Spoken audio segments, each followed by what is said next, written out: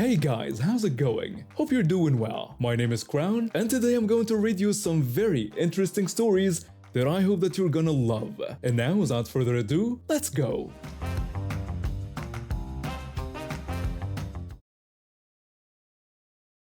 The thing about my friend group was that three of my buddies were total water rats. They'd grown up swimming in that river since they were kids, and jumping off the bridge was like their daily ritual. Me? I never learned to swim. My parents were always too busy with work to sign me up for lessons, and by the time I was old enough to do it myself, I figured I'd gotten by just fine without it. So while my friends would strip down and make these epic jumps into the water below, I'd hang back on the bridge, cheering them on and making jokes about their form. It worked for us. I got to be part of the fun without actually having to get wet, and they had their audience of one. We've been doing this routine for months without any problems. The bridge wasn't exactly a tourist spot, just locals used it to cross from one side of town to the other. Then Karen showed up. This woman appeared out of nowhere one afternoon like some kind of angry spirit. We were just getting to the bridge, my friends were already pulling off their shirts, when this middle-aged lady came walking toward us from the other side. Her face was bright red, and she was waving her arms around like she was directing traffic. Karen started yelling at us to stop what we were doing immediately. She called our behavior disgusting and complained that the noise we made was unacceptable. She claimed she lived nearby and couldn't take it anymore. My friend looked at her like she'd lost her mind and told her we weren't doing anything wrong, that we were just having fun. But Karen wasn't having it. She went on about how jumping around like wild animals was disturbing the peace and how she was fed up with listening to us. Now we weren't troublemakers. None of us had ever been in serious trouble before, and the last thing we wanted was some angry adult calling our parents or the school. So that day we just backed off. My friends put their shirts back on and we found something else to do. But Karen wasn't satisfied with just that one victory. A week later we decided to try the bridge again. Maybe she was just having a bad day, we figured.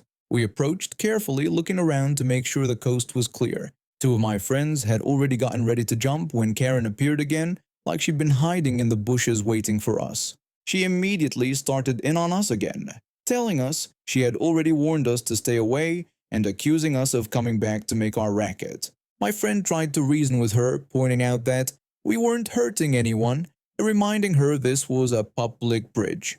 Karen shot back that just because it was public didn't mean we could act like animals, and that the noise carried right to her house. I tried to be the peacemaker. Maybe if I explained things calmly, she'd understand we weren't trying to cause trouble. I told her we were just having some fun after school, that we weren't there all day making noise, and asked if she could just let us enjoy ourselves for a few minutes. That was apparently the wrong thing to say. Karen's face went from red to purple, and before I could even process what was happening, she charged at me with both hands out. The next thing I knew, I was falling backwards off the bridge. The water hit me like a concrete wall. I went under immediately, my clothes dragging me down. I couldn't breathe, couldn't see, couldn't figure out which way was up. Panic took over completely. All I could think was that this was it. I was going to drown because some crazy woman pushed me off a bridge. My two friends who were already in the water must have heard the splash because suddenly there were hands grabbing me, pulling me toward the shore. They dragged me onto the muddy bank where I lay coughing up river water and trying to catch my breath. Meanwhile, on the bridge, everything had gone crazy. My other two friends were screaming at Karen, asking what was wrong with her, and telling her I couldn't swim. One of them tackled Karen right there on the bridge, while the other ran toward town yelling for help. Karen was on the ground under my friend, still shouting about how we were the problem and that she had warned us, but we wouldn't listen. Within minutes, police cars and an ambulance came racing toward the bridge with sirens blaring. The paramedics immediately started checking me over while the cops tried to sort out what had happened. Karen was still ranting about how she was just trying to protect her peaceful neighborhood from our terrible behavior. She told the officers that we had been terrorizing the area for weeks and that she had asked us nicely to stop, but we refused to listen. She claimed she was just trying to get us to leave. When the cop asked her directly if she had pushed me off the bridge, Karen insisted she was defending herself and that we had been aggressive and disrespectful, but the cops weren't buying it. They could see I was soaking wet and shaken up, while Karen didn't have a scratch on her. My friends told them exactly what happened, and their stories all matched perfectly. The paramedics declared me physically okay aside from being scared and exhausted. My parents showed up just when Karen was being put in handcuffs. I'll never forget the look on her face. Complete shock that she was the one being arrested instead of us. My mom rushed over asking if I was hurt and what had happened, while my dad explained to her that some woman had pushed me off the bridge because she didn't like us swimming. He immediately declared that we were pressing charges and that the woman could have killed me. The legal process took months, but Karen ended up facing serious charges including attempted murder. Her lawyer tried to argue that she was just a concerned citizen who got carried away, but the judge wasn't having it. The evidence was clear. She had deliberately pushed someone who couldn't swim off a bridge and into deep water. During the trial, Karen kept insisting she was the victim.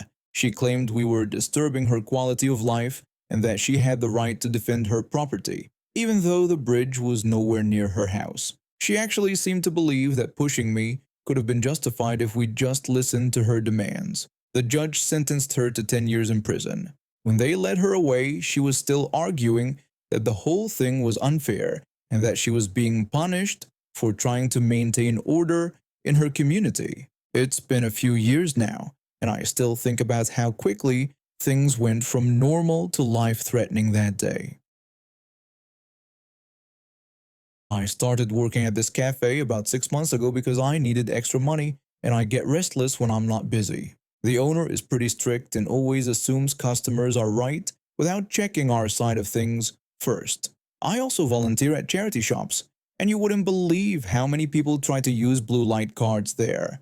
For those who don't know, blue light cards give discounts to emergency service workers and healthcare staff. The thing is, not every shop accepts them, and charity shops especially don't need to, since everything is already dirt cheap.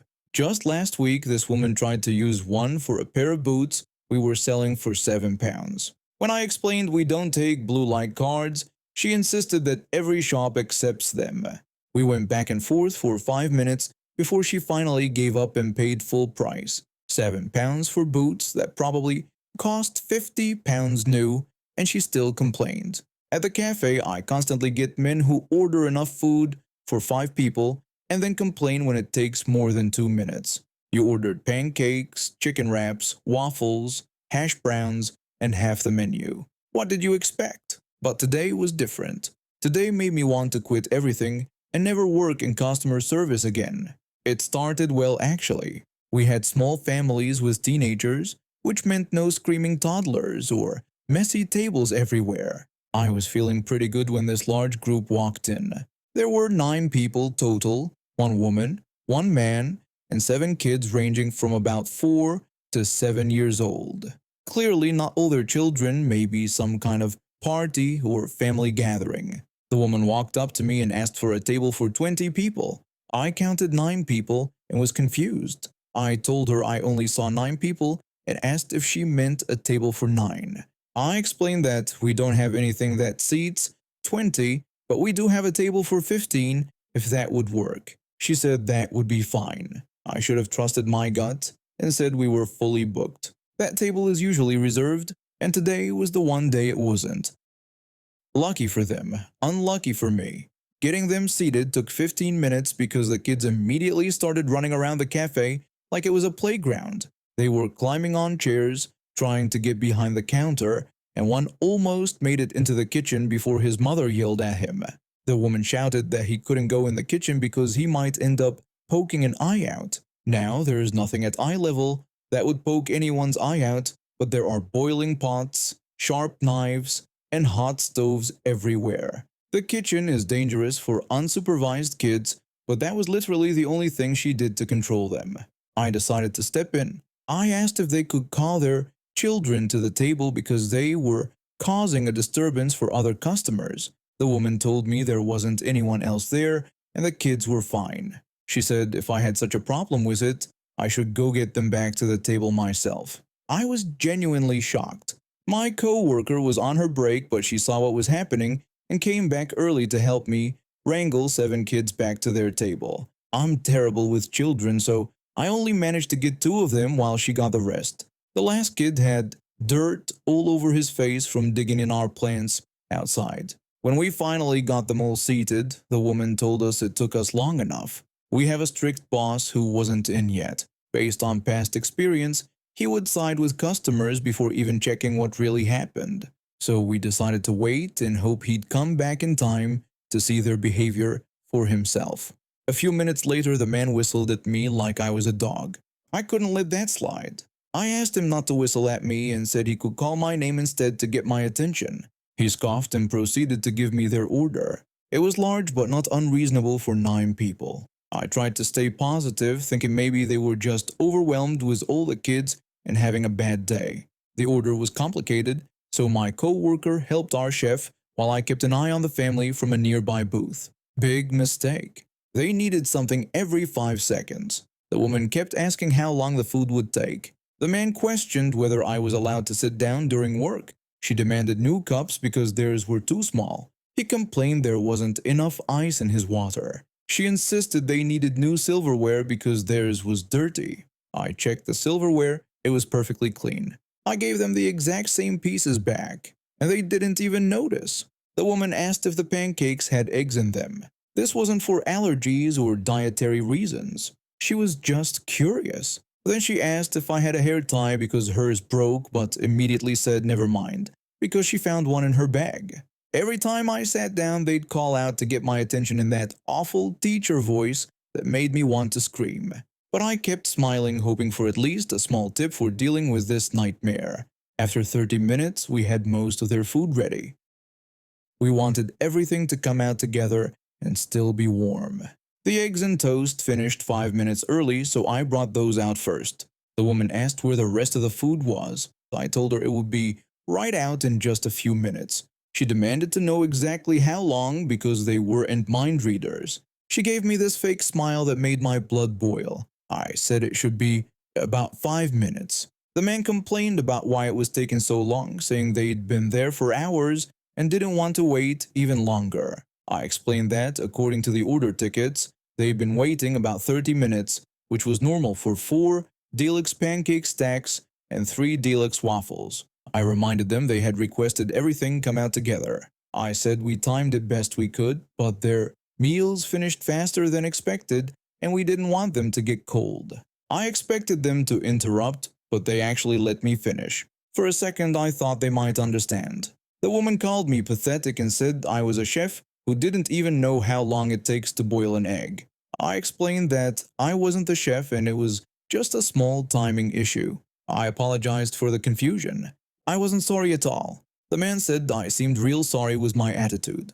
I apologized again and said I'd just had a long day, even though I hadn't. I needed to stay calm since my boss would be back soon. The woman said they'd had a hard day too, but I didn't see them being difficult. The man demanded I just get the pancakes out immediately. I told them I'd check if they were ready. When I walked away, I heard them snickering and calling me incompetent, but then I got lucky. When I entered the kitchen, my boss walked in through the back door at the same time. I quickly explained everything while the chef finished plating. My boss was surprisingly understanding and told me to stay at the front counter while he handled the difficult table. Here's what I saw and heard next. My boss delivered their food while they complained about me, saying things like, I was so bad they already replaced me. I could see him getting annoyed, but he was doing his job. I noticed he wasn't wearing his manager badge. He had put on another employee's name tag instead. Smart move. He was pretending to be a regular worker so they wouldn't suddenly change their behavior. When the food arrived, the kids immediately became incredibly messy. They were wiping their chocolate and ice cream covered hands all over our fabric chairs, which stain easily. The parents were laughing and not saying a word to stop them. Then the kids got up and started running around again, but now they were covered in food. Before I could move, my boss told me he'd handle it since it was his table now. My boss told them to make their children sit down because they were making a mess. He got the same response they gave me earlier. That's when he said he'd get their bill. They started arguing because they didn't want to pay or leave yet. He explained they were being kicked out because their behavior was making the cafe messy and driving away other customers. Then came the line I've only heard in online stories. The woman said he couldn't kick them out because he wasn't the manager. I saw his smirk before he told them he actually was the manager. He said they were being kicked out, and if they didn't leave immediately, they'd be banned from ever eating there again. My co-worker and I were loving every second of this. It was better than any TV show. They refused to leave for several minutes, but eventually paid their bill. When they were walking out, my boss called after them that they were banned forever and should never come back. The father spun around and yelled that they had children with them and he shouldn't swear in front of them. I pointed out that they were swearing in front of the kids earlier. My boss gave me a look for that comment, but not in front of them since he didn't want to make them think they were right. They argued with my boss for another few minutes. They wanted a refund for bad service, but he pointed out they had eaten all their food and hadn't left a tip. The argument went in circles until he threatened to call the police. That finally got them to leave. Afterward, my boss said he didn't even need to check the security footage because their behavior while he was serving them told him everything he needed to know about what had happened earlier. For the first time in months, I felt like someone in management actually had my back. About 8 months ago, we got a new hire, Karen. She seemed nice enough at first, bubbly personality, always talking about her weekend plans, brought cookies for the team during her first week. I thought she'd fit right in. The problem started about a month into her employment. I sit directly across from Karen, so I have a clear view of her workstation. At first, I noticed she'd rest her head in her hands during the afternoon slump that hits everyone around 2 o'clock. Nothing unusual there. We all get tired after lunch, but then it escalated. She started actually falling asleep at her desk. Not just nodding off for a few seconds, but full-on sleeping. Head back, mouth slightly open, sometimes even soft snoring. The first time I saw it happen, I felt bad for her. Maybe she had a new baby at home, or she was working a second job, or dealing with some family crisis that was keeping her up at night. Our supervisor makes rounds through the department about 3 times a day. He's not a bad guy, but he's pretty strict about productivity and professional appearance. Sleeping at your desk would definitely not fly with him. I'd seen him write people up for less. So when I noticed Karen dozing off and heard the supervisor's footsteps approaching, I quietly tapped on her desk to wake her up. She startled awake, looked around confused for a second, then smiled and whispered her thanks. I figured I'd done a good deed. This became a regular thing. At least 3 or 4 times a week, Karen would fall asleep during work hours, and each time I'd quietly wake her up before the supervisor could catch her. I never made a big deal about it, never lectured her, just a gentle tap on the desk or a quiet clearing of my throat. I started to wonder what was going on with her. Was she sick, having financial troubles that forced her to work multiple jobs?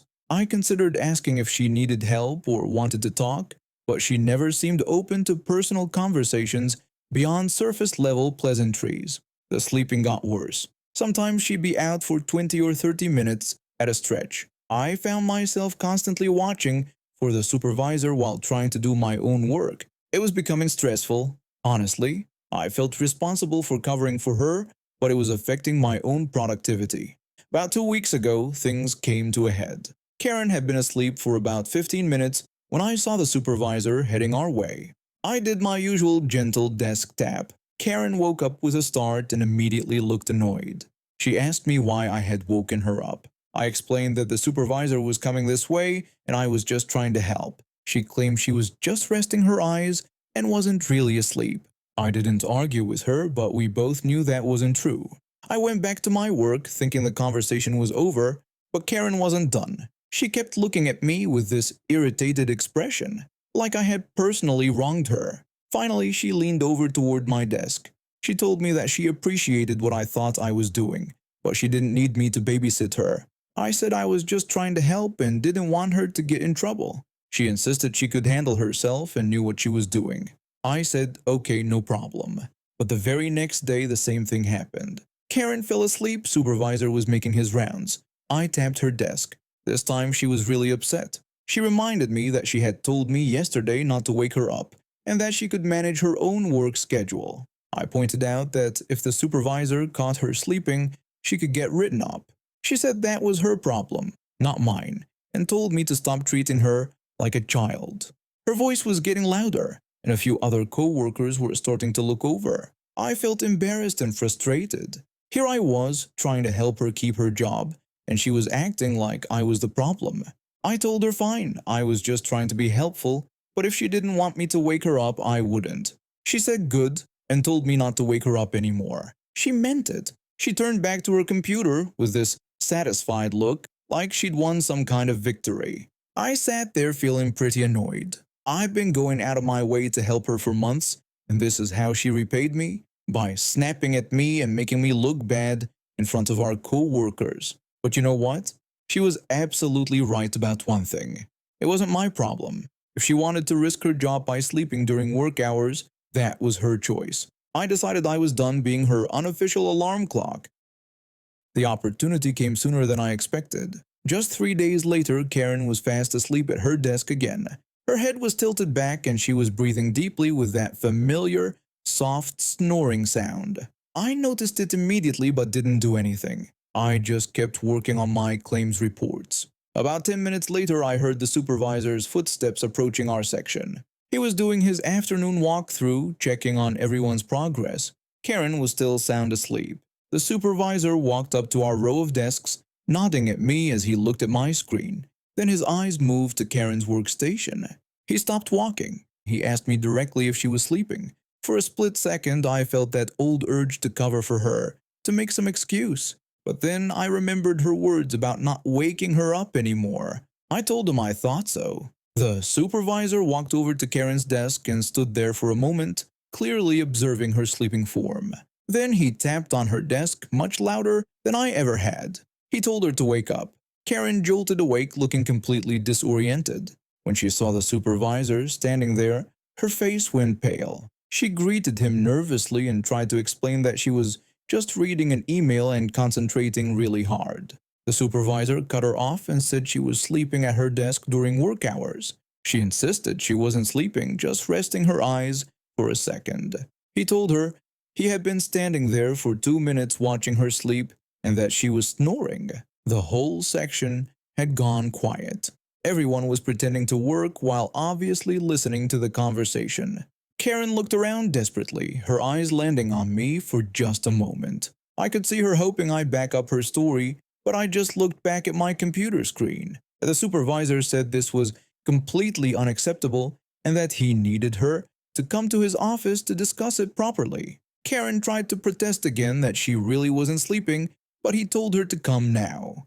Karen gathered her things and followed the supervisor toward his office, looking back at our section with this shocked expression.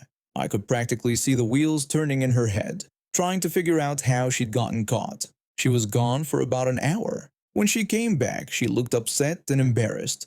She sat down at her desk without making eye contact with anyone and immediately started working with exaggerated focus. Later that day, I overheard her on a phone call with someone, probably a friend or family member. She was complaining that she couldn't believe what had happened.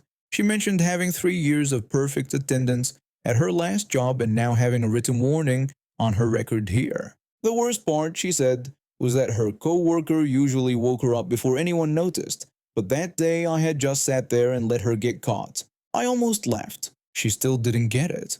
Even after explicitly telling me not to wake her up anymore, she somehow expected me to keep doing it. The entitlement was incredible. Over the next few days, Karen gave me the cold shoulder treatment. She'd answer my work-related questions with short, clipped responses and generally acted like I had betrayed her. A few co-workers who'd heard about the incident asked me what happened, and I told them the truth. Most of them thought Karen's reaction was pretty unreasonable. The satisfying part came about a week later. Karen was called into another meeting with a supervisor and someone from Human Resources. Apparently, she'd been caught sleeping again, this time by a different coworker who didn't feel obligated to cover for her. Since she already had the written warning on her record, this second incident resulted in a final written warning. One more slip-up and she'd be terminated. After that meeting, Karen's whole attitude at work changed. She started drinking coffee throughout the day, kept a stress ball on her desk to fidget with, and set multiple phone alarms to go off every hour. She never fell asleep at work again, at least not that I saw. She also never acknowledged that I'd been helping her all those months, or that her current predicament was a direct result of her own choices. In her mind, I was the villain who'd gotten her in trouble, not the co-worker who'd been protecting her job for half a year. But that's fine with me. And now we have reached the end of today's stories. Thank you for watching, and see you next time.